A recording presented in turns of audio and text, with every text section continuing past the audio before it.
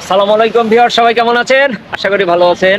আর এই মুহূর্তে আমি অবস্থান করতেছি বাঁশবাড়িয়া সমুদ্র সৈকত। এটা মূলত বাঁশবাড়িয়া সমুদ্র সৈকত। জায়গাটা দেখেন কত সুন্দর। যে জোয়ারের সময় এখন এখন কিন্তু ওই যে সাগরের পানি ওঠা শুরু করছে এখানে। আর ওই যে দূরে অবস্থান করছে ওইগুলো ছোট ছোট বোট, নৌকা, ছোট জাহাজ যে দূরে অবস্থান করতেছে এগুলো। আর এই পাশটা যদি দেখানোর চেষ্টা করি, এপাশে ওই যে সাগরের তীরে যে গাছগুলো থাকে সেই গাছগুলো কিন্তু এই সামনে আছে। আর এই বাঁশবাড়িয়ার মূল আকর্ষণ যেটা, একটা ঘাট আছে, এই যে ঘাট, এই ঘাটটা এখন পানির নিচে।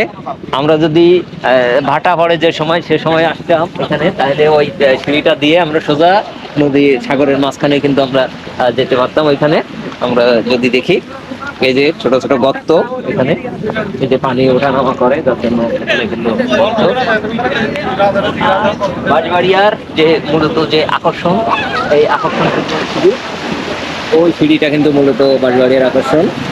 ওই সিঁড়ি দিয়ে কিন্তু ওই অনেক দূর যাওয়া যায়। আর এটা মূলত একটা ঘাট। এই ঘাটটা এখন জোয়ারের পানিতে অলরেডি তলিয়ে গেছে, এখন আর যাওয়া সম্ভব না, দেখাও সম্ভব না।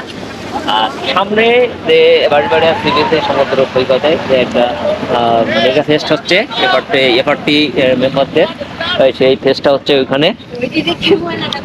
এই যে ফ্রেন্ডস রাইডার টিম, আমরা এখানে সদস্য। আর বাঁশবাড়িয়া সি বিচ যারা আসে, এই যে প্রকৃতিগুলো দেখতে পাবেন এখানে।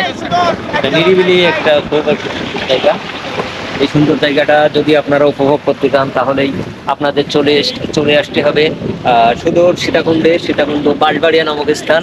বাঁশবাড়িয়া নামক স্থানে এই জায়গাটা কিন্তু অবস্থিত। এটা হলো সীতাকুণ্ড, বাঁশবাড়িয়া সীতাকুণ্ড, বাঁশবাড়িয়া সি বিচ নামে পরিচিত।